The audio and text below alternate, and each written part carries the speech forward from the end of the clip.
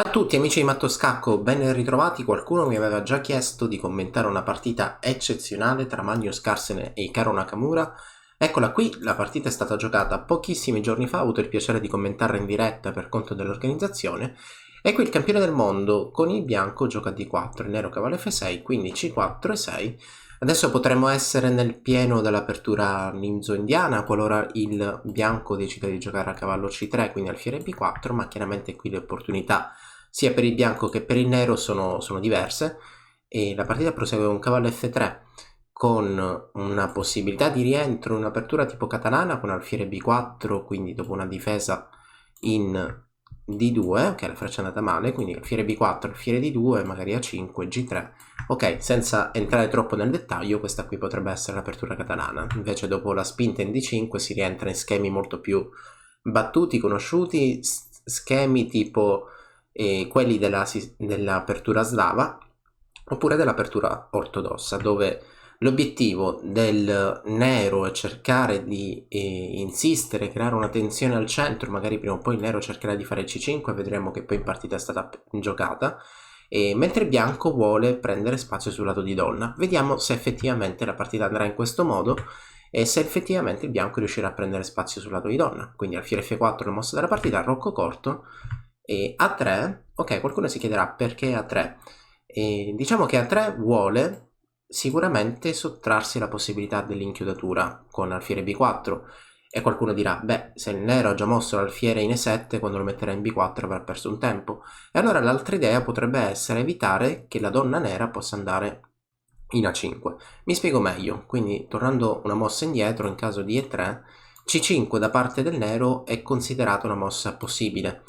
E per quale motivo? Perché dopo la cattura potrebbe intervenire la donna in A5 con l'idea di inchiodare questo cavallo in C3 per poi sfruttarlo magari attraverso il salto del cavallo nero in E4.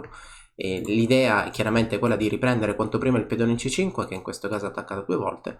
Questo potrebbe essere un seguito, quindi l'idea di spostare la regina nera da D8 a A5 potrebbe anche avere l'idea di cedere spazio, cedere la casa alla torre che da F8 potrebbe andare in D8, quindi dare fastidio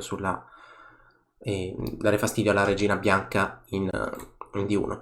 Ok, diciamo che A3 è una delle tante possibilità del bianco e chiaramente non essendo la linea principale e quindi la variante più comune, più giocata, potrebbe essere anche stata una scelta per sorprendere un po' l'avversario, chiaramente a questi livelli, perché il giocatore con il nero ha ben 2829 punti. Hikaru Nakamura è riconosciuto essere uno dei migliori giocatori di scacchi dal vivo, ma anche su internet, e quindi molto difficile sorprendere. Ok, il nero diciamo che continua col suo piano, quindi quello di fare C5 e contrastare il centro del bianco. In fondo il nero sta giocando in modo logico perché prima ha roccato, dopodiché non resta altro che prendere spazi al centro. Il bianco cattura, quindi dopo la ricattura del nero B4 sembra una mossa molto interessante e senz'altro molto sensata. Qual è l'idea? Guadagno un tempo immediato contro l'alfiere. È chiaro che dovrò cercare di arroccare e quindi questo alfiere si dovrà spostare. Andare in B6 sarebbe controproducente perché il bianco semplicemente spinge C5, l'alfiere dovrebbe tornare, o meglio dovrà tornare obbligatoriamente in C7, e dopo un possibile cambio direi che qui il bianco non ha alcun problema. L'unico problema è cercare di arroccare corto, problema che risolverà rapidamente, dopodiché cercherà di valorizzare i 3 pedoni che sul lato di donna molto probabilmente possano conquistare spazio e quindi di conseguenza anche creare un pedone libero, un pedone passato.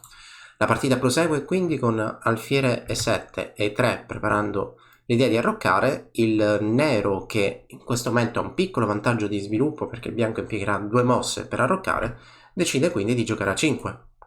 Qual è l'idea? C'è un attacco immediato su B4 dove convergono il pedone insieme all'alfiere. Il bianco cattura in D5 e chiaramente tra le possibilità ci potrebbe anche essere questa cattura, che adesso vedremo un po' più nel dettaglio. E quale potrebbe essere il problema di questa cattura? Diciamo che c'è un'intermedia che è chiaramente noiosa, perché qui senz'altro la mossa D6 potrebbe essere una mossa noiosa non tanto perché guadagneremo qualcosa, ma perché dopo il cambio io mando in C3 e lui prende in 7 E qui bisogna cambiare le donne perché se prendessi in E7 c'è questa intermedia che chiaramente dà parecchio fastidio. Allora, dopo il cambio, diciamo che io prenderò di re per comodità, anche per mantenere un contatto su A3, e la torre è sotto attacco, la torre si sposta in E8, il materiale resterà pari per qualche mossa. È chiaro che questo pedone in E7 fa paura, non meno di questo pedone C3. La differenza tra i due pedoni è che il pedone in E7 magari riuscirò a sostenerlo facilmente con il mio alfiere lungo questa diagonale, mentre questo pedone C3 non è poi così facile da difendere. Però c'è anche da dire che in questa posizione c'è un dettaglio, perché comunque il nero anche da parte sua ha qualche minaccia, qualche tentativo di creare fastidi attaccando il pedone F2, portando un pezzo verso il centro, magari dando uno sguardo anche al pedone C3. Però magari calcolando un po' meglio a prima vista direi che l'assenza dell'alfiere di case nere del nero, quindi dopo D6 il nero obbligatoriamente perde la coppia degli alfieri, potrebbe dare un gioco più comodo al bianco. Infatti qui in partita, piuttosto che catturare in B4, quindi entrare verso questi seguiti molto complessi, il nero ha catturato al centro, ma ha catturato di cavallo. Attenzione, perché chiaramente prendere di pedone poteva riproporre l'idea della cattura in B4, e dopo una possibile presa di pedone il bianco probabilmente potrebbe spingere, oppure giocare una mossa magari come torre B1. Qual è l'idea? E adesso che si è creato un pedone isolato, con calma il bianco cercherà di valorizzarlo. Contro il pedone isolato solitamente la strategia più semplice è quella di cercare di bloccarlo con un pezzo leggero per poi coordinare i propri pezzi intorno a quel pedone e quindi attaccarlo. In partita cavallo per D5, il bianco cattura, quindi Magnus decide di catturare per creare quindi quel pedone isolato, e a questo punto B5, così come avevo anticipato prima.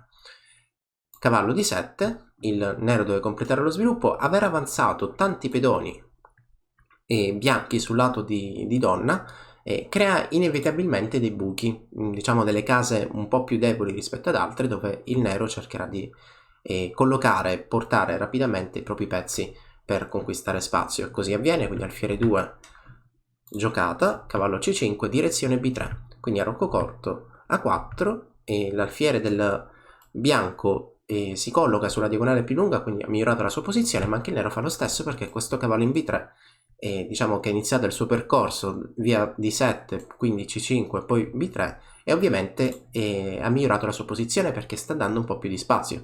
Tra l'altro è in una di quelle situazioni in cui, dato che è difeso da un pedone nero, si dice che questo cavallo si trovi in avamposto, perché non è più attaccabile dai pedoni avversari ed è molto difficile rimuoverlo. Torre A2, mossa dovuta.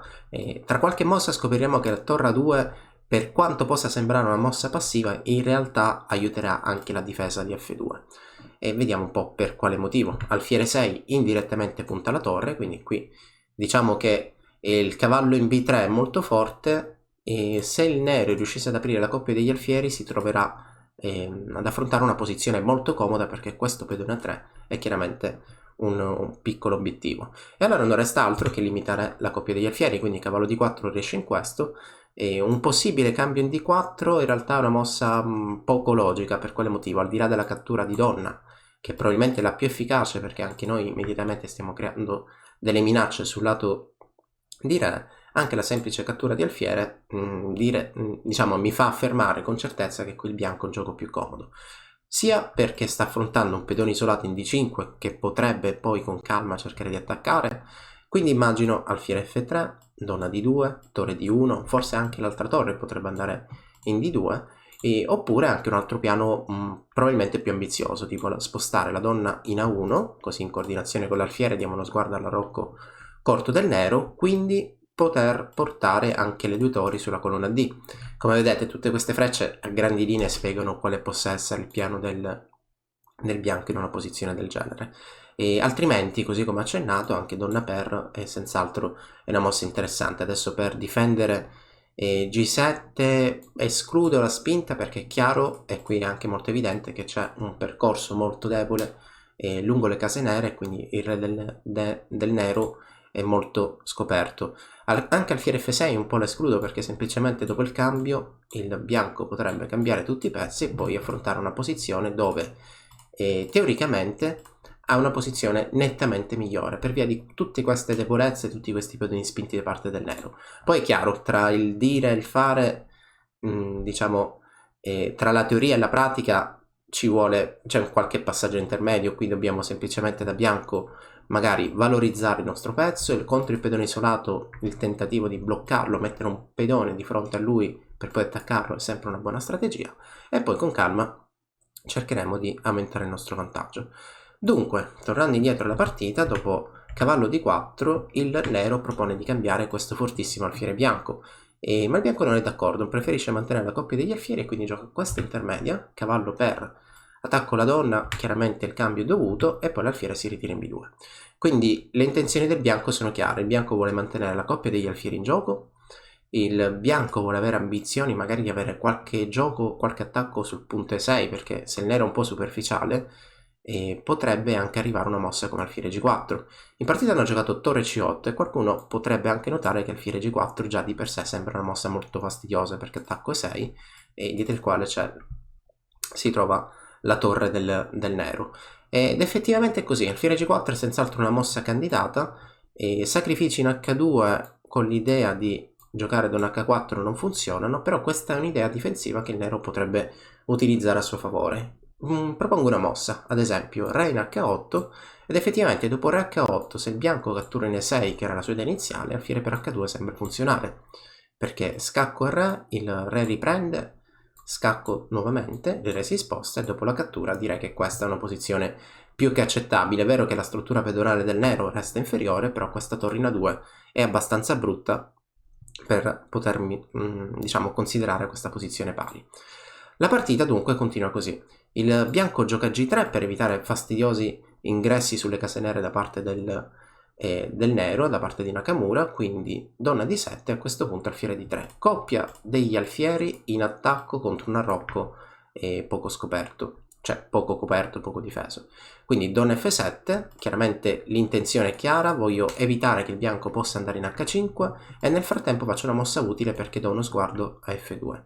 La partita prosegue, E4 sicuramente una mossa molto impegnativa. Per quale motivo? Perché arriva alfiere C5 che immediatamente attacca F2. Ok, occhio, perché questo pedone effettivamente non è poi così facile da difendere, e svolgerà un ruolo importante questa torre che da lontano dà uno sguardo.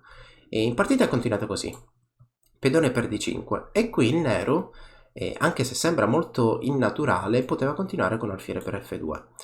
Perché è naturale? È vero che è una mossa che dà scacco al re, stiamo attaccando il re del bianco, ma se il bianco si sposta poi al nero resterà questo alfiere inchiodato, e quindi di per sé in questo momento senz'altro la posizione sembra favorevole per il bianco, perché se poi il nero cattura in D5 non resta altro che spostare questo alfiere. Magari lo potrei mettere qui, oppure fare mosse anche un po' più ambiziose, tipo alfiere per G7, che forza un po' il gioco, per poi far intervenire la torre e catturare F2.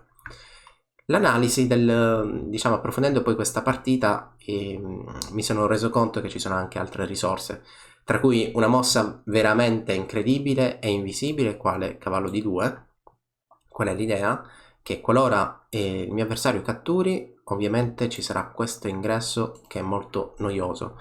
È noioso perché dà sicuramente dei temi di matto, o comunque nei peggiori dei casi diciamo che ci sarà una ripetizione con donna F3 e donna H5. Però dipenderà un po' dalle ambizioni del nero, perché qua il nero probabilmente potrebbe cercare di trovare un modo per approfittare di questa posizione scoperta del re. In realtà, magari dopo cavallo di 2, quindi il bianco potrebbe proseguire con la sua idea, quindi alfiere D4, beh, questo alfiere in F2 è inchiodato, quindi cerco di sfruttarlo in qualche modo. Ma anche adesso c'è una mossa incredibile, molto difficile, che è questa. L'idea è attacco l'alfiere, e l'alfiere non ha di meglio probabilmente che catturare in F2. Potrei catturare di alfiere, ma in realtà potrei anche catturare di torre, ma a questo punto donna per pedone scacco è abbastanza noiosa. Sto attaccando due pezzi indifesi, sto attaccando il re, e mi coordino con il mio cavallo forte in direzione F3, perché questo cavallo vuole andare in F3 con poi le relative scoperte. Stessa cosa, stessa situazione potrebbe accadere dopo torre per F2. Io faccio torre per F2, lui potrebbe fare donna per D5, e chiaramente qui c'è un doppio attacco su due pezzi indifesi. Quindi cavallo D2 sarebbe stata un'ottima intermedia. Non era facile da analizzare, ricordiamo che comunque diciamo nel post partita è molto facile con calma vedere un po' tutte le possibilità, ma in realtà in partita non è per nulla così semplice. E la partita è proseguita, alfiere 5, quindi torre 8 attacca il pezzo indifeso che si diciamo rifugia in F4 e a questo punto H6. Probabilmente G5 potrebbe essere un'idea, anche se chiaramente è un indebolimento della posizione, però arriva donna G4 da parte di Magnus Carlsen creando anche lui qualche minaccia. L'idea potrebbe essere entrare in G6, l'altra idea potrebbe essere la cattura in H6. Quindi torre 6 neutralizza entrambe le minacce, H4 probabilmente direzione H5 per poi portare un alfiere in G6 e attaccare sulle case bianche, e quindi il nero stesso decide di giocare H5. Ma vediamo se effettivamente queste mosse aiutano il bianco o aiutano il nero, perché finché la colonna F resterà chiusa direi che il nero magari non ha un gioco così forte.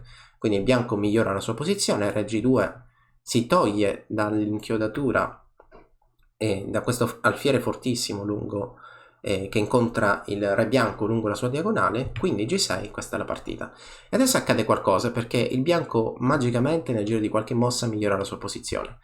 Diciamo che questa coordinazione è parecchio noiosa, forte, e allora il bianco decide di scordinare questi pezzi, quindi gioca prima alfiere H6, attacco la torre che si sposta, dunque alfiere G5, e a questo punto anche la torre da F6 andrà in E6, e allora nel giro di poche mosse siamo riusciti a scordinare la migliore coordinazione dei pezzi avversari. E a questo punto alfiere C2. Alfiere C2 è abbastanza forte perché sta creando delle minacce immediate. Voglio prendere in B3, voglio attaccare D5 e chiaramente la parte spiacevole e noiosa è che se spostassi il cavallo da nero, nei peggiori dei casi potrebbe arrivare anche alfiere per A4 che comunque soddisfa la mia ricerca.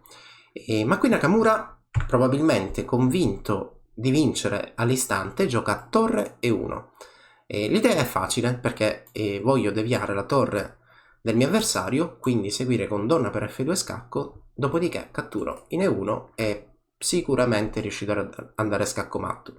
I due giocatori giocavano con le webcam, quindi vedevo anche i volti dei giocatori e sì, qua Nakamura era molto soddisfatto, ma Carlsen lo era ancora di più perché gioca all'istante alfiere per G6, che sicuramente è sfuggita al giocatore statunitense, e qui è un problema. On the board and bishop takes G6 also terrible miss by Hikaru, yeah. Perché alfiere per G6 vuole deviare la donna nera dalla colonna, quindi in caso di donna per G6, dato che non ci sarà più il contatto su F2, semplicemente catturiamo in E1. Il bianco ha la qualità in più, quindi una torre per un cavallo, e un'ottima posizione perché il re del nero poi resta in una situazione molto scoperta.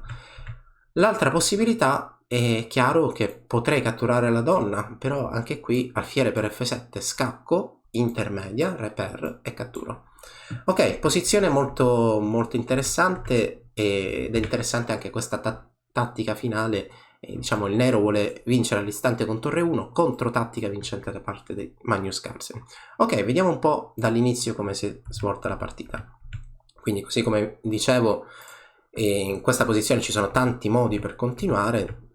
La partita prosegue in questo modo, quindi C5 reazione tipica da parte del nero che vuole cercare di prendere spazio, e a questo punto al bianco non resta altro che arroccare. A5 mossa logica perché vuole fare pressione su B4, quindi la cattura in D5, e a questo punto il bianco sta giocando contro un pedone isolato.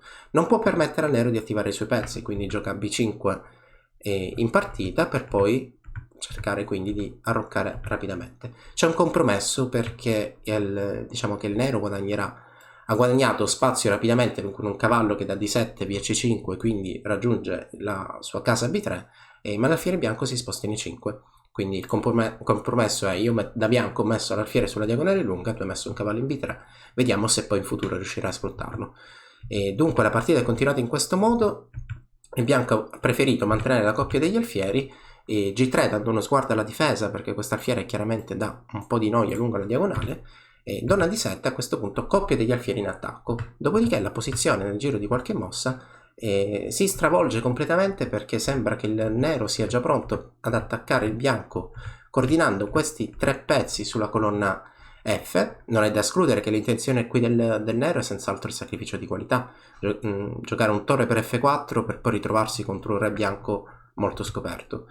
Quindi re G2, G6, a questo punto il bianco scordina immediatamente i pezzi avversari, quindi attacca entrambe le torri che si spostano, e dopo alfiere C2 in realtà il bianco già guadagna qualcosa, ma torre 1 che vuole e vincere all'istante viene confutato dal fiere per G6 di Magnus Carlsen che vince questo incontro.